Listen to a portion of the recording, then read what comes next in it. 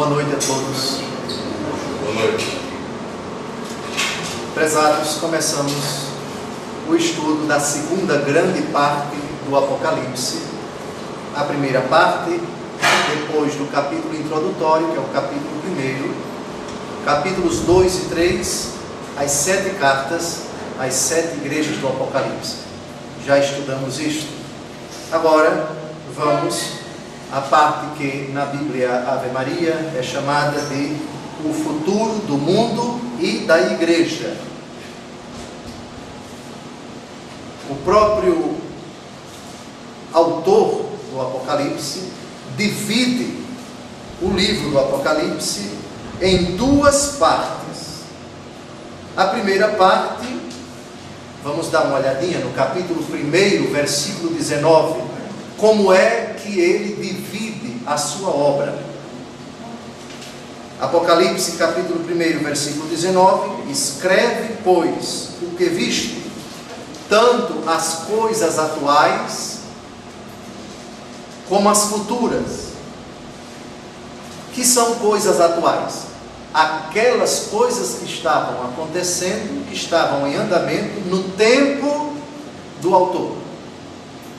Capítulos 2 e 3, as 7 igrejas do Apocalipse recebem 7 cartas. Terminadas as 7 cartas, terminado o capítulo 3, as 7 cartas estão nos capítulos 2 e 3.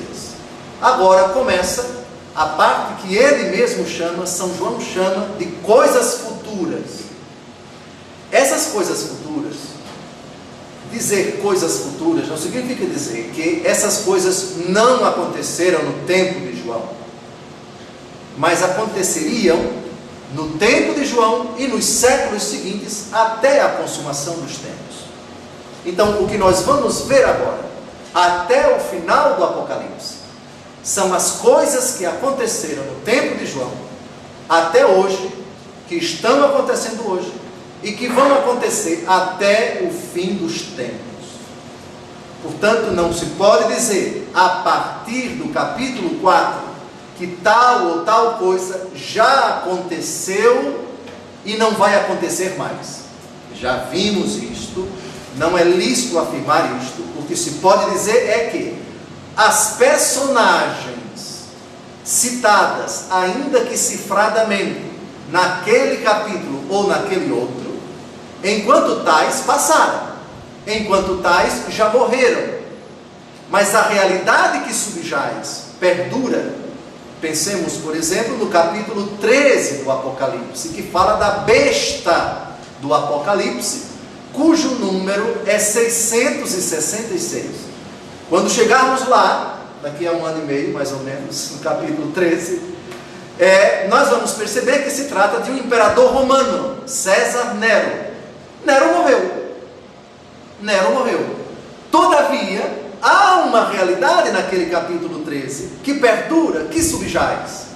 Nero era o protótipo, era a personificação de um Estado, de um império que perseguia a igreja. Nero, enquanto tal, morreu. Mas Nero foi, na sua época, o instrumento do dragão, o instrumento do demônio.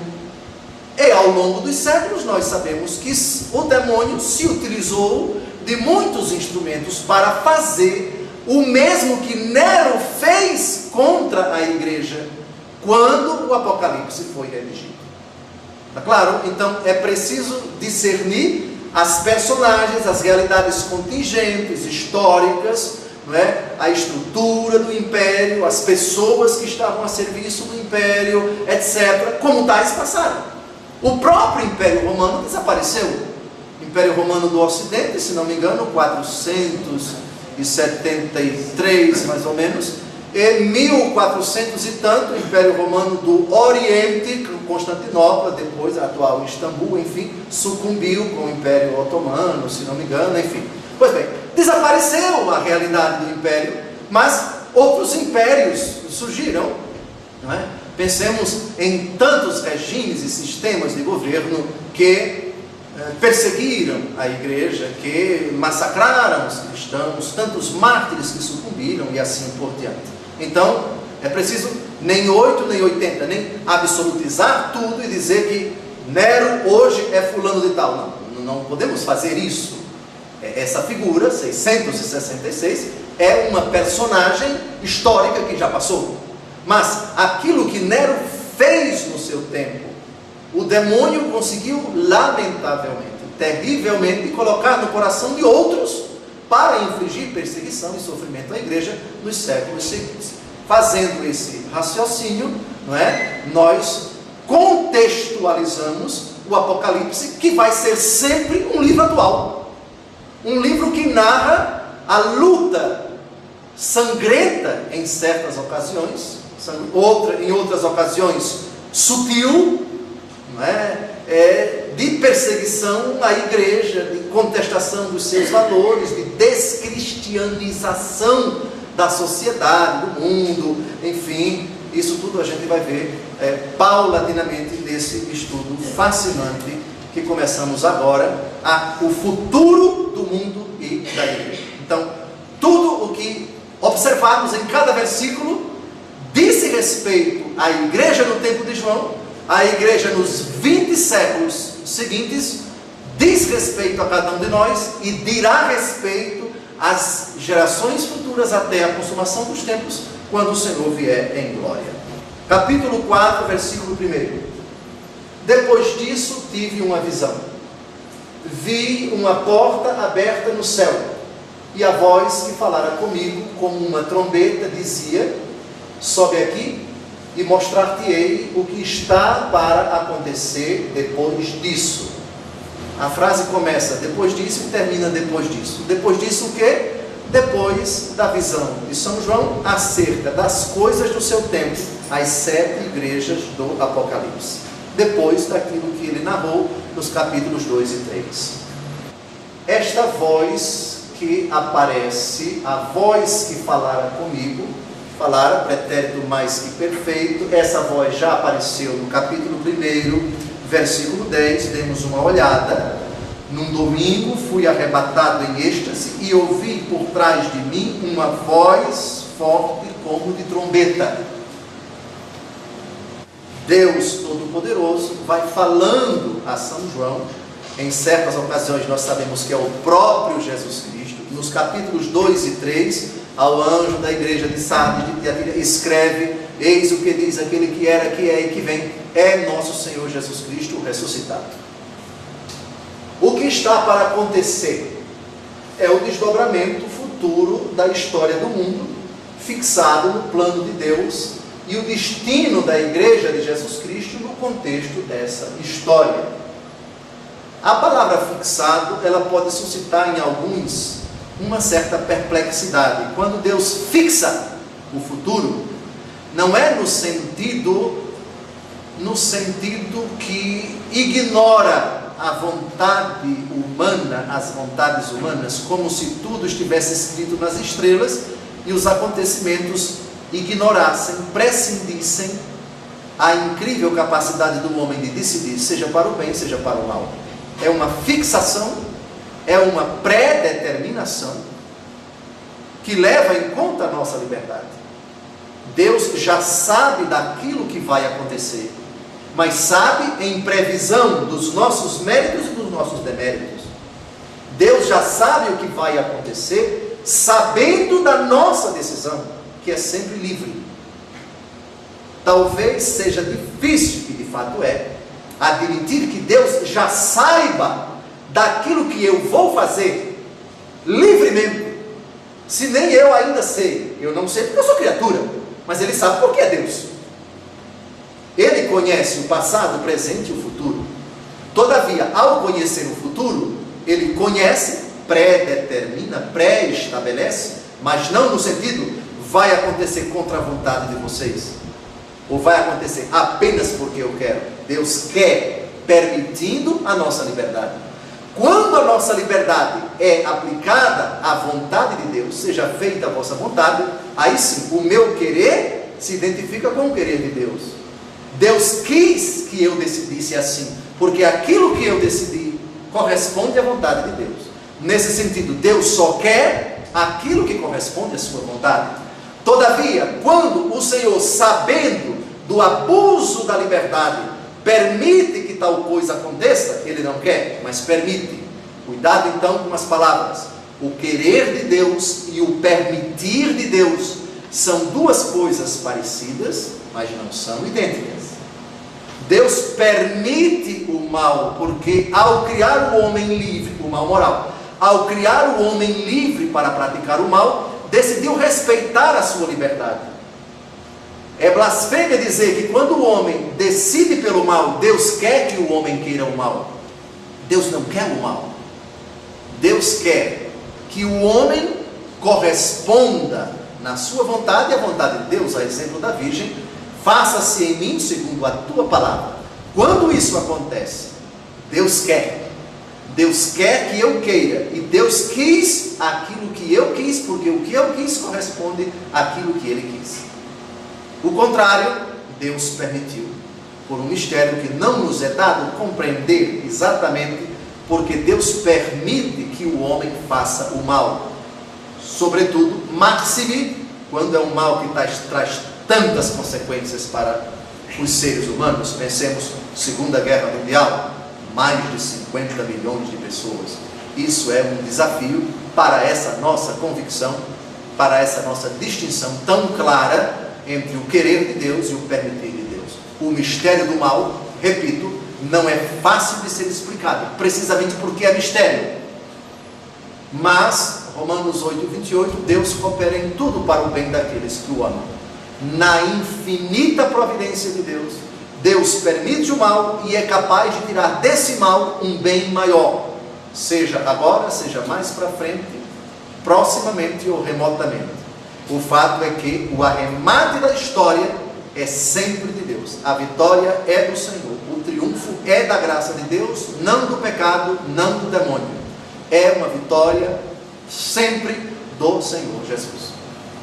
Mas veremos ao longo do livro que é uma vitória com muitas baixas, com muito sangue derramado, com muito sofrimento, com muita perseguição, com muitas dores, com muitas lamúrias. E nesse sentido, o Apocalipse é um conforto para a nossa fé e também um desafio para a nossa fé. Mas é preciso ler cada versículo no contexto do capítulo e cada capítulo no contexto do livro todo. E o desfecho do livro é da estrondosa, radical, completa e definitiva vitória do Cordeiro imolado. O demônio será destruído completamente. Seus dias estão contados. No capítulo 12, vocês podem observar, no versículo 12, ele partiu furioso para a terra, porque sabe que pouco tempo lhe resta. Foi destruído, perdeu a batalha contra Miguel e seus anjos. Todavia, está atuando na terra, ainda está causando muitos estragos à humanidade, particularmente à Igreja de Deus. Apocalipse capítulo 4, versículo 2. Imediatamente fui arrebatado em espírito. No céu havia um trono, e nesse trono estava sentado um ser. Todo o livro do Apocalipse foi fruto da experiência de São João em êxtases. Ele não teve um, mas teve vários. Terminava um êxtase, ele era arrebatado em espírito e em êxtase ia para um outro local, vislumbrava outras cenas. Então já vimos, não é o primeiro arrebatamento de São João, esse já é o segundo ou terceiro, se não me engano. Ele foi arrebatado em espírito. Trata-se de um êxtase lúcido. Ele sabia perfeitamente o que via, o que ouvia, ainda que em certas ocasiões ele fique um pouco embasbacado. Teve um momento, mais para frente, a gente vai perceber que ele se prostra diante de um anjo para adorá-lo. O anjo disse: levante, não, você deve adorar somente a Deus, eu sou uma criatura. Ele fica um pouco perplexo, está tão vislumbrado, tão encantado, tão fascinado, que às vezes confunde as coisas, não entende bem, etc. Mas, repito, é um arrebatamento em lucidez. Ele sabe perfeitamente do que se passa. Prova é o próprio livro, porque ele escreveu depois deste êxtase. No céu havia um trono. No trono, alguém sentado. A descrição de Deus sob forma humana, ela segue as imagens de um livro do Antigo Testamento, na verdade dois, Ezequiel e Isaías. Essa imagem já se encontra no Antigo Testamento. Nas primeiras aulas do Apocalipse, nós vimos que o Apocalipse está cheio, repleto de imagens já contidas no Antigo Testamento. Muitos animais, gafanhotos, leões, o dragão, enfim, são imagens tiradas do Antigo Testamento. João conhecia muito bem os livros do Antigo Testamento e, ao descrever o que ele viu, ele descreveu com citações, com imagens, com linguagens dos profetas do Antigo Testamento, particularmente Isaías, Jeremias, Ezequiel, Daniel e Oséias. Ezequiel, capítulo 1, versículo 1. No 30º ano, no 5º dia do 4º mês, quando me encontrava entre os deportados às margens do rio Cobar, abriram-se os céus e contemplei visões divinas. Versículo 10. Quanto ao aspecto de seus rostos, tinham todos eles figura humana, todos os quatro uma face de leão pela direita, todos os quatro uma face de touro pela esquerda, e todos os quatro uma face de águia. Todo o capítulo 1 do livro de Ezequiel é uma visão do carro divino, e as imagens que aparecem nesse primeiro capítulo serão citadas no capítulo 4 do Apocalipse. Se a gente faz uma comparação, é como se São João descrevesse o capítulo 4, tendo o capítulo 1 de Ezequiel aqui do lado. Depois a gente vai ver o que significa cada animal desse. Muito bem. Isaías capítulo 6, versículo 1. No ano da morte do rei Osias, eu vi o Senhor sentado num trono muito elevado, as franjas de seu manto enchiam o templo. Peguem agora essas três citações e apliquem ao capítulo 4, versículo 2. Estava sentado um ser. É claro que esse ser é Deus, na sua grande glória, no seu incomensurável esplendor, o mesmo ser citado pelos profetas Ezequiel e Isaías. Parágrafo 3. E quem estava sentado assemelhava-se pelo aspecto a uma pedra de jaspe e de sardônica, um halo semelhante à esmeralda nimbava o trono. Quem estava sentado é Deus na sua glória. Se vocês me perguntarem, é o Pai, é o Filho, é o Espírito Santo, o texto não nos autoriza a dizer. Mas é seguro dizer Deus na sua glória. Quando se fala de Deus, temos que citar necessariamente as três pessoas da Santíssima Trindade. Essa imagem, sentado num trono, ela aparece no credo. De onde há de vir a julgar os vivos e os mortos? Quem? Aquele que está sentado à direita do Pai. Deus sentado. Repito, isso é uma figura de linguagem. Trono aqui é um eufemismo para dizer Deus como detentor de todo o poder, de toda a glória e de toda a autoridade.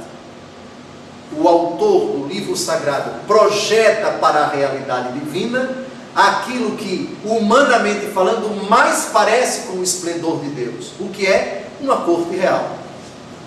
Nas grandes solenidades, o rei comparece, existe um trono, um lugar de destaque para ele. Do lado direito e do lado esquerdo, as pessoas que são da sua estirpe, da sua linhagem, e aquela cerimônia transcorria, seja isso no Império Romano, enfim, onde quer que o imperador chegasse, o rei chegasse, qualquer solenidade diante das pessoas, o rei ocupava um lugar de destaque. Isso significa, aquele que está naquela posição é o detentor de todo o poder. Então, o autor sagrado transpõe essa imagem para a realidade divina.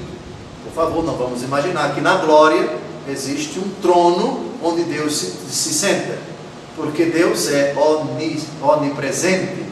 Deus não pode estar contido no espaço, enfim. Está claro? Jesus está sentado à direita de Deus Pai. Jesus é Deus. Deus é onipresente, está em toda parte. Deus é uma realidade incomensurável, grandiosa, que não pode estar contida na realidade de espaço, altura, comprimento, profundidade, etc., as dimensões, se bem que o corpo de nosso Senhor Jesus Cristo, esse sim tem dimensões, porque é um corpo ressuscitado. Se tinha 1,73 m, se tinha quantos quilos, enfim, no céu certamente veremos nosso Senhor Jesus Cristo com o seu corpo ressuscitado, como ele se encontra agora. Jesus se encontra no céu, corpo, sangue, alma e divindade. Portanto, a carne gloriosa de nosso Senhor Jesus Cristo se encontra no céu. Cristo ressuscitado se encontra no céu. Mas cuidado para não transformarmos as imagens do Apocalipse em realidades humanas demais, ao ponto de rebaixarmos o ser grandioso de Deus às categorias puramente humanas. Trata-se de uma imagem, trono, sentado, etc. Tinha o aspecto de uma pedra de jaspe e de sardônio. Pedra de jaspe e de sardônio. São pedras preciosas pouco conhecidas aqui no Brasil. Eu não sei se aqui no Brasil se encontra com facilidade jaspe, se encontra sardônio. Bom, de qualquer maneira são pedras preciosas típicas do Oriente. Reparem que no versículo 3 não aparece a expressão arco-íris, mas parece um halo, semelhante à esmeralda que limbava, isto é, que circundava o trono. Vocês sabem que os santos, por um decreto do Papa, não sei se Gregório, não sei exatamente o nome dele, não é permitido para aqueles que não são canonizados que se coloque um halo ao redor da cabeça do servo de Deus, ou daquele que está para ser canonizado, beatificado. Isso é prerrogativa exclusiva dos santos. Me parece com dispensa pontifícia também dos beatos. Então, quando você vê a imagem de um santo, dê uma olhada ali atrás, Santo Expedito. Vocês estão vendo um halo ao redor da cabeça dele. Na iconografia cristã, as imagens dos santos é prerrogativa de quem já foi canonizado ou beatificado. Quem não foi canonizado ou beatificado não pode usar este halo. Pois bem, mas essa imagem do nimbo ao redor do trono, desse halo, evoca a citação, a passagem do arco-íris, que aparece no livro do Gênesis. O arco-íris foi um sinal que Deus colocou no céu para selar a paz, a aliança, a promessa que Deus fez à humanidade de nunca mais destruí-la daquela forma. Terminou o dilúvio, choveu durante 40 dias e 40 noites. Depois a arca baixou, a Bíblia diz, no monte Ararat. Quando Noé desceu da arca, fez um sacrifício em honra do Senhor, e o Senhor colocou no céu esse sinal que evoca a paz entre Deus e a raça humana. Assim, esse halo, que recorda o episódio do arco-íris após o dilúvio, citado em Gênesis 9, de 11 a 17, insinua exatamente isto. O Senhor que aparece sentado no trono é o Senhor que selou a paz entre ele e toda a raça humana. Pergunto a vocês, quando foi que Deus celebrou a paz entre os homens e ele? Com o sacrifício de Cristo derramado na cruz. São Paulo diz que o Senhor derrubou o muro de divisão. De dois povos ele fez um só. Agora não há judeu, não há grego, não há homem, não há mulher, porque todos são uma única realidade em Cristo. É a visão de um Deus que tudo fez para reconciliar os homens consigo, e o fez pelo sangue do Cordeiro imolado, que vai aparecer dezenas de vezes ainda no livro do Apocalipse. Essa paz evocada, simbolizada, significada por esse algo que lembra o arco-íris. Deus fez o pacto de paz, Deus fez uma aliança de reconciliação com todos os homens. É a citação de Gênesis 9, de 11 a 17. Vale a pena a gente ler as palavras do Senhor Deus após o dilúvio, porque elas nos remetem a esse versículo que comentamos. Faço esta aliança convosco. Nenhuma criatura será destruída pelas águas do dilúvio, e não haverá mais dilúvio para devastar a terra. Deus disse: eis o sinal da aliança que eu faço convosco e com todos os seres vivos que vos cercam, por todas as gerações futuras. Ponho o meu arco nas nuvens, para que ele seja o sinal da aliança entre mim e a terra. Quando eu tiver coberto o céu de nuvens por cima da terra, o meu arco aparecerá nas nuvens, e me lembrarei da aliança que fiz convosco e com todo ser vivo de toda espécie. E as águas não causarão mais dilúvio que extermine toda criatura.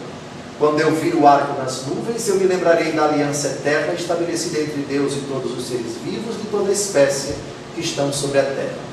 Dirigindo-se a Noé, Deus acrescentou: este é o sinal da aliança que faço entre mim e todas as criaturas que estão na terra. Agora, essa última frase do Senhor Deus, entre aspas, faz lembrar que frase de nosso Senhor Jesus Cristo no cenáculo: este é o cálice do meu sangue, o sangue da nova e eterna aliança, derramado por vós e por todos para a remissão dos pecados. Vejam como já no Antigo Testamento a gente tem sinais de que alguma coisa nova vai acontecer. E quando elas acontecem, nos termos já prefigurados no Antigo Testamento. É muito bonito. É muito bonito. Pois bem, vamos agora ao próximo versículo. Versículo 4. Ao redor havia 24 tronos, e neles sentados 24 anciãos vestidos de vestes brancas e com coroas de ouro na cabeça. Então a cena é a realeza de Deus, um ser sentado no trono, é o Senhor, é Deus na sua glória, cercado de 24 anciãos. Depois vão aparecer os 4 animais. Agora aparecem os 24 anciãos. 24 é 12 mais 12. Já vimos a simbologia de 12 no Antigo Testamento e a simbologia do número 12 no Novo Testamento.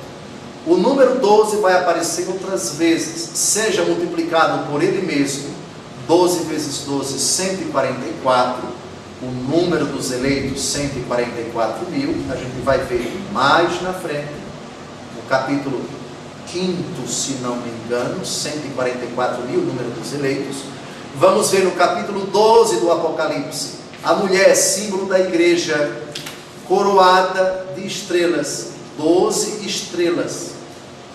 Então vamos à explicação de 12 mais 12, 24.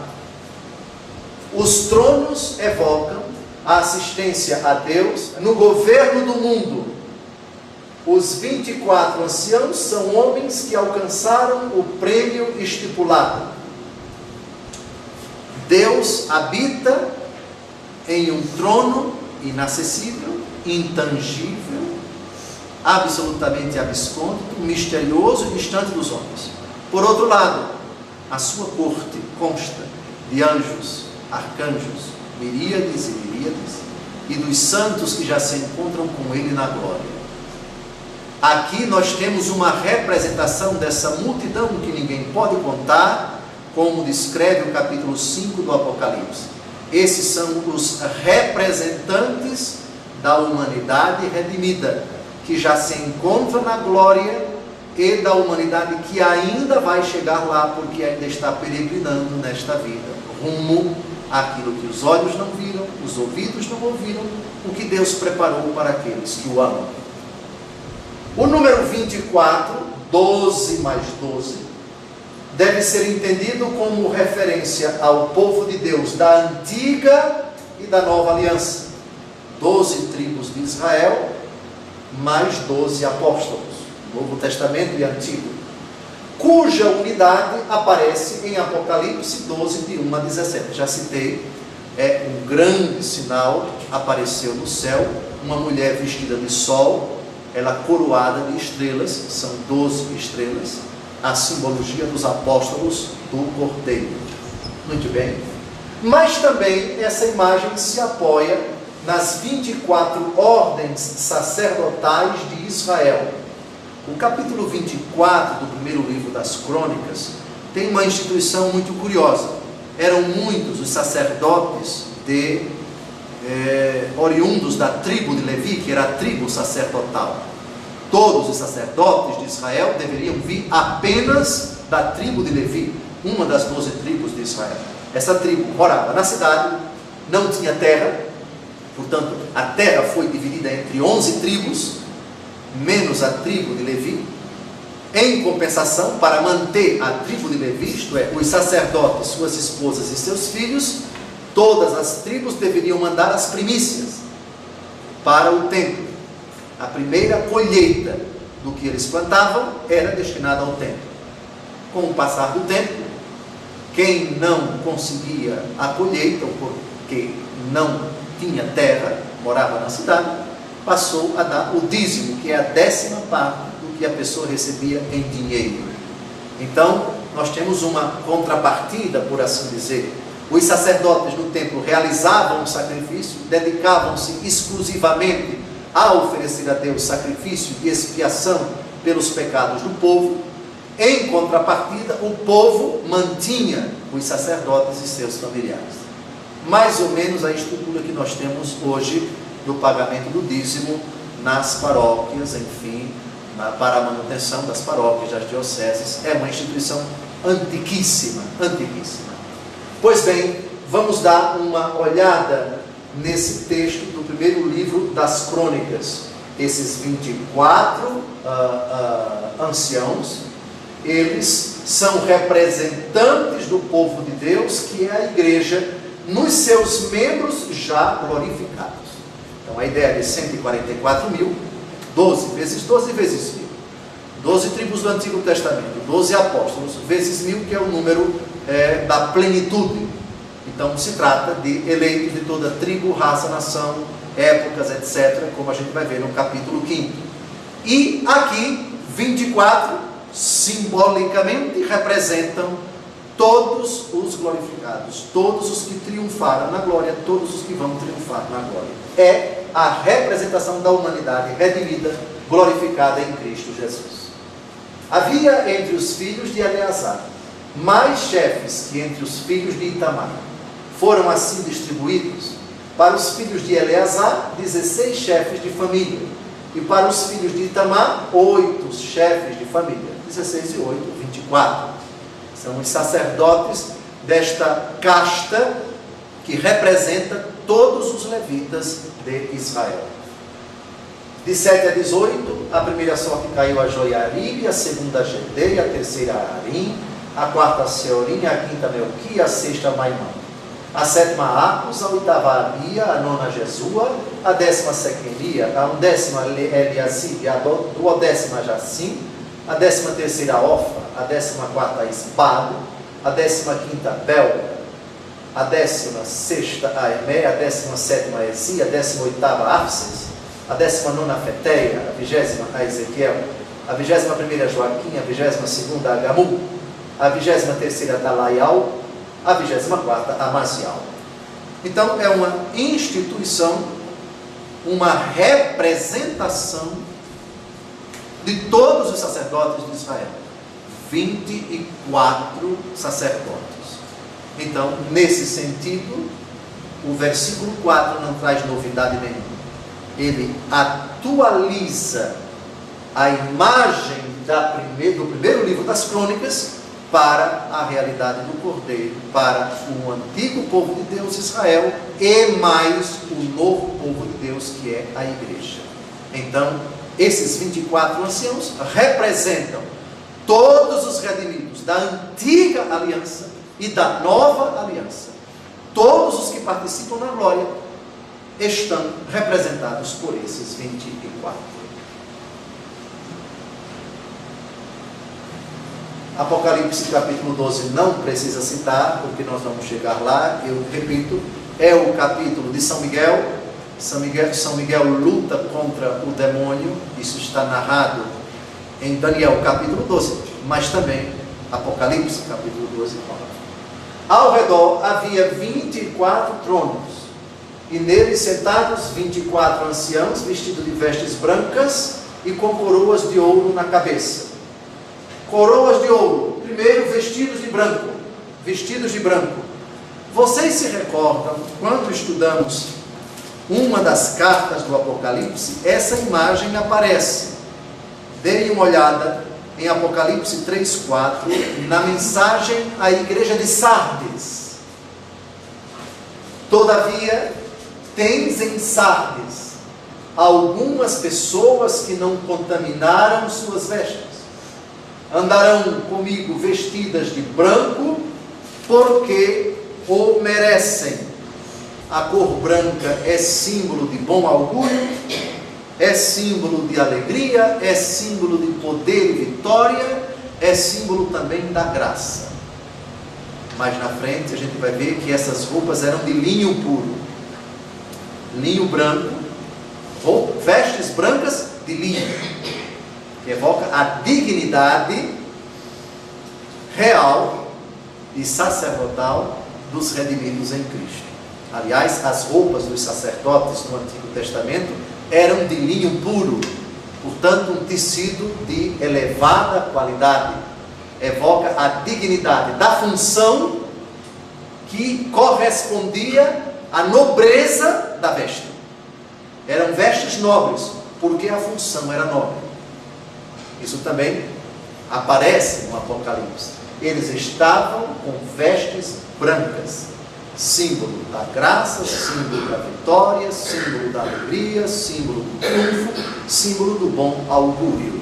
Já vimos o significado das vestes brancas e as coroas de ouro na cabeça. O que significam as coroas de ouro? Significa que esses 24 anciãos participam do poder real de Jesus. Um reino de sacerdotes. Expressão que já apareceu no Apocalipse, já citamos isso, parece aqui no capítulo 1. E na primeira carta de São Pedro. O sacerdócio real, o sacerdócio de todos os batizados. A expressão clássica, um reino de sacerdotes. São Paulo diz, desde já me está reservada a coroa da glória que o justo juiz me dará naquele dia. É o finalzinho da segunda a Timóteo, quando ele diz, terminei a minha carreira, guardei a fé, travei o bom combate. Logo em seguida ele diz, desde já me está reservada a coroa da glória. Repito, é uma imagem que não pode ser interpretada ao pé da letra. Se no céu nós tivéssemos a coroa parecida com a da rainha Elizabeth, não é isto. Portanto, a coroação de Nossa Senhora como rainha do céu e da terra é nesse sentido.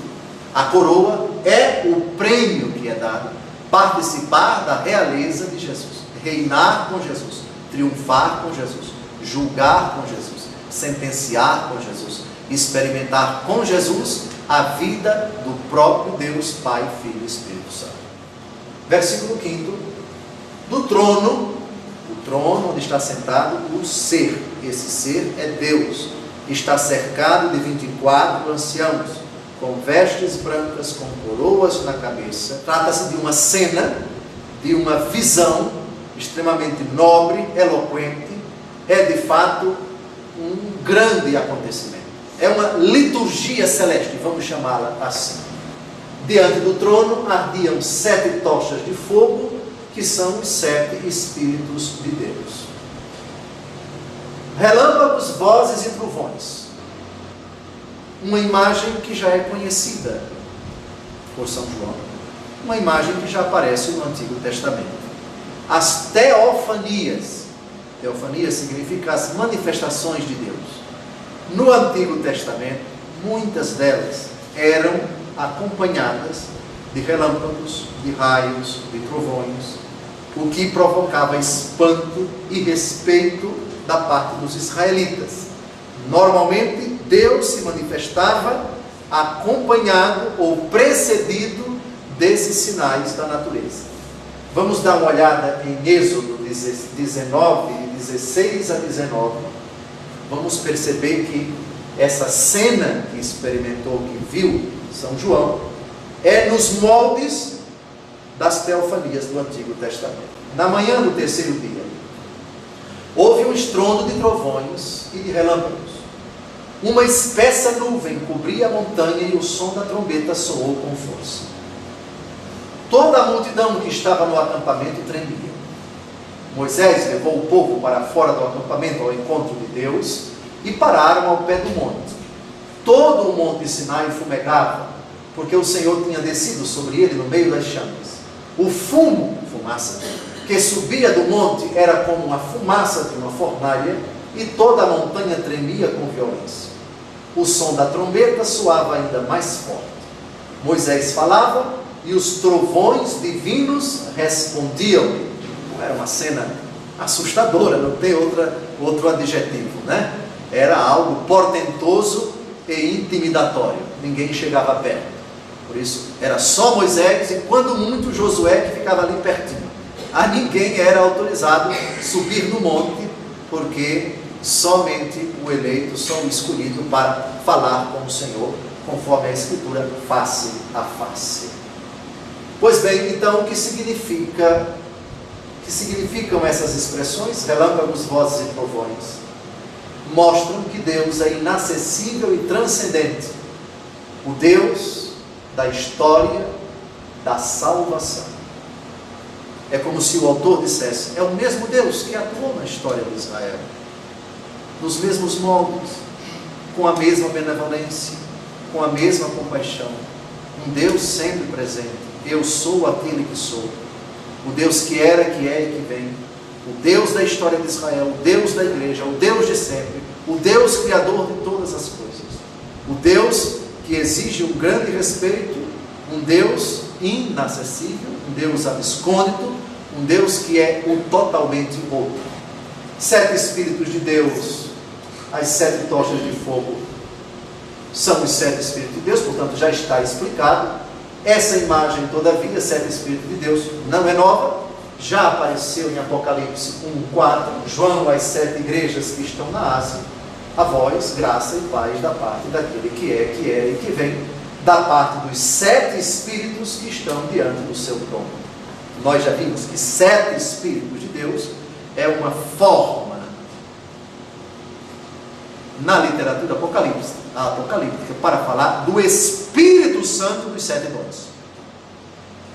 E já vimos os 7 dons em Isaías capítulo 11, versículo 1. Sobre ele repousa o Espírito do Senhor, o Espírito de sabedoria, de inteligência, de discernimento, de fortaleza, de piedade, etc, etc. Bem, então, 7 Espíritos de Deus. Não é que Deus tenha 7 Espíritos. É o Espírito da plenitude dos dons, porque 7 é o número perfeito. Já vimos logo no comecinho do estudo do livro do Apocalipse, capítulo 1, versículo 4.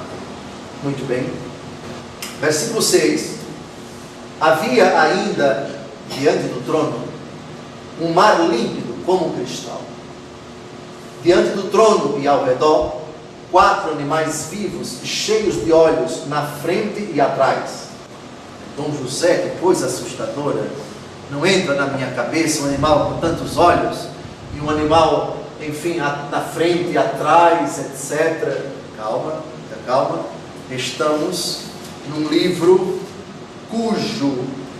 cuja palavra chave para a interpretação, ela está no versículo, por favor, 20 do Apocalipse, capítulo 1. Essa palavra eu pedi para vocês todos decorarem. Qual é a palavra-chave? Simbolismo. É símbolo. Se é símbolo, não pode ser interpretado ao pé da letra. Claro? Como a bandeira do Brasil simboliza o Brasil e não é o Brasil, nós não podemos colocar 8 milhões e 500 e tantos mil quilômetros quadrados numa bandeira tão pequena. Ela simboliza. Então, cada pessoa, cada número, cada imagem, cada animal, cada coisa que aparece, tem um simbolismo, isto é, tem um significado. Logo, não pode ser interpretado ao pé da letra. Primeiro, vamos ver esse mar de vidro, semelhante ao de cristal. É a impressão de infinito, de tranquila claridade e do brilho supraterreno que jorra deste oceano celeste. Gênesis capítulo 1, versículo 7. Deus fez o firmamento e separou as águas que estavam debaixo do firmamento daquelas que estavam por cima do firmamento. De fato, quem faz a experiência de sentar diante da praia, numa tarde ou numa manhã, e vê que a água se estende e vai até o horizonte, que é aquela linha que divide o mar do céu. E a gente olha, é quase que não acaba. Então, evoca essa ideia de infinito, de tranquila claridade e do brilho da glória de Deus. Êxodo 1, 22. Então o faraó deu esta ordem a todo o seu povo: todo menino que nascer, atirá-lo-eis ao Nilo. Deixareis, porém, viver todas as meninas. O Nilo parece que só perde para o nosso Amazonas, em quantidade de água e extensão, se não me engano. Parece que primeiro é o nosso Amazonas, depois é o Nilo. E vocês sabem que a cena da mãe de Moisés, que coloca a criança numa cesta untada com betume, e vislumbrem aquilo que ela viu. Se é verdade que a cena aconteceu não naquilo que hoje nós chamamos de Cairo, mas numa outra antiga cidade, a cidade dos faraós. As pirâmides parece que ficam próximas do Cairo, não é muito longe, é bem pertinho. Mas a cidade de Ramsés II, que foi o faraó do tempo de Moisés, a cena deve ser parecida com aquela que a gente experimenta quando está na praia. Quem já foi ao Rio Amazonas, na cidade mesma de Manaus, olha, é como se o rio não acabasse nunca. Você não consegue ver terra do outro lado. Tão grande é a quantidade de água. Mais ou menos a visão de quem, às margens do Nilo, tenta olhar terra do outro lado e não consegue. Claro que tem partes do Rio Nilo, como tem partes do Amazonas, em que se vê com clareza terra do outro lado, mas tem muitas partes que não. Trata-se de um rio gigantesco.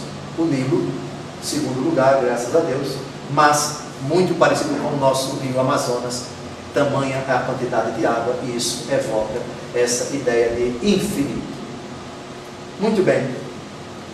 Então, agora, esse é o sentido do mar líquido como cristal.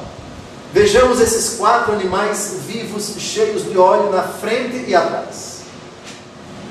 Os 4 seres vivos, eles aparecem no livro do profeta Ezequiel, capítulo 1, de 5 a 21. A gente vai ver o texto daqui a pouco. Santo Irineu, bispo de Lyon, na Gália, atual França, ele viu nesses animais a figura dos 4 evangelistas. O primeiro animal vivo assemelhava-se a um leão, diz o versículo 7. O segundo a um touro. O terceiro tinha um rosto como de um homem. E o quarto era semelhante a uma águia em pleno voo. Então, Mateus se identificaria como homem, porque o seu evangelho começa com a genealogia do homem Jesus. Marcos se identificaria com um leão. porque inicia-se com a pregação de João Batista no deserto, que é o lugar onde habitava o leão. Voz que clama no deserto, preparai o caminho do Senhor. É assim que começa o Evangelho segundo Marcos. Lucas se identificaria com o touro, porque inicia-se com a narrativa do anúncio do nascimento de João Batista a Zacarias, sacerdote que se encontra no templo, local onde se ofereciam em sacrifício a Deus os animais, entre os quais o touro. Lucas capítulo 1, de 5 a 24. O anjo aparece a Zacarias, que está no serviço sacerdotal, queimando incenso, para anunciar-lhe que ele seria pai, que sua esposa Isabel ficaria grávida daquele que se chamaria João Batista. E João, o evangelista João, se identifica com a águia, porque inicia-se com a narrativa da existência eterna do Filho de Deus, numa linguagem alta e rebuscada, que tem início nas alturas misteriosas de Deus, simbolizadas pelo voo, o voo altaneiro da águia. De fato, o Evangelho segundo João começa: no princípio era o Verbo estava com Deus, o Verbo era Deus. E lá no versículo 14, o Verbo se fez carne. Da mesma forma que a águia, para dar o bote, primeiro ela voa, sonda, investiga a presa, para depois dar o bote. Então, é uma, digamos assim, uma acomodação, uma interpretação alegórica de Santo Irineu a essas quatro figuras que aparecem no livro de Ezequiel, citadas aqui pelo evangelista João e vidente. Continue. Aqui está a narrativa de Ezequiel, capítulo 1, de 5 a 21.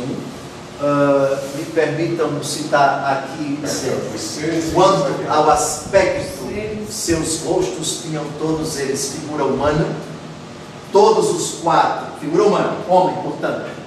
Primeira, todos os quatro uma face de leão pela direita, todos os quatro uma face de touro pela esquerda, e todos os quatro uma face de águia.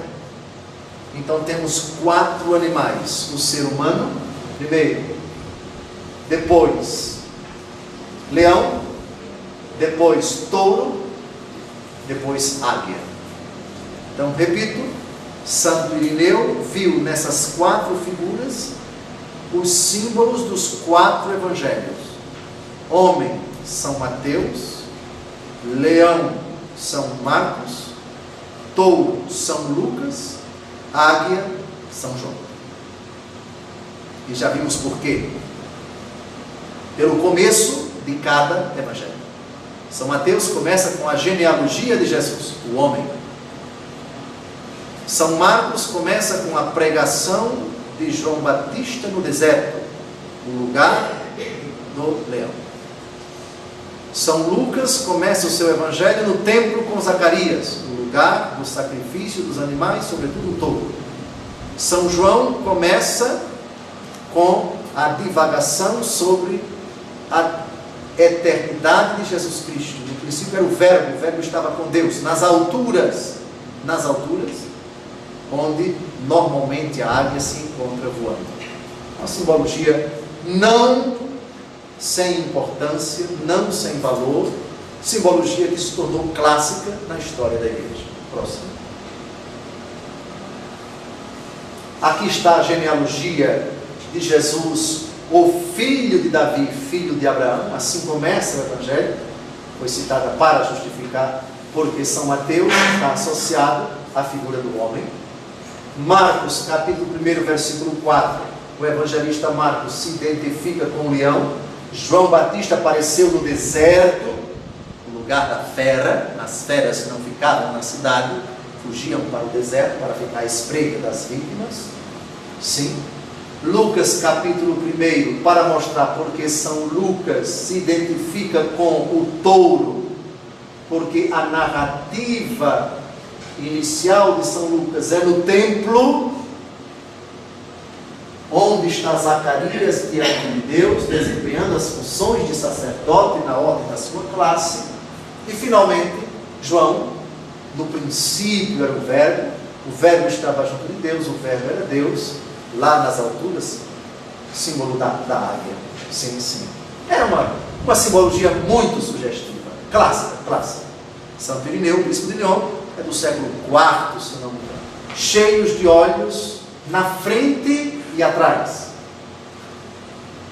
A abundância de olhos simboliza quanto estão presos pela admiração e espanto na contemplação de Deus.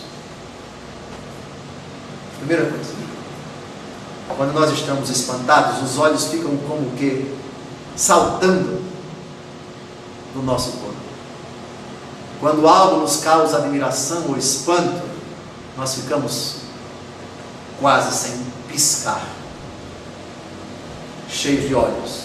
Toda a criação espantada, admirada diante do esplendor, da grandiosidade, do fulgor, da beleza de Deus.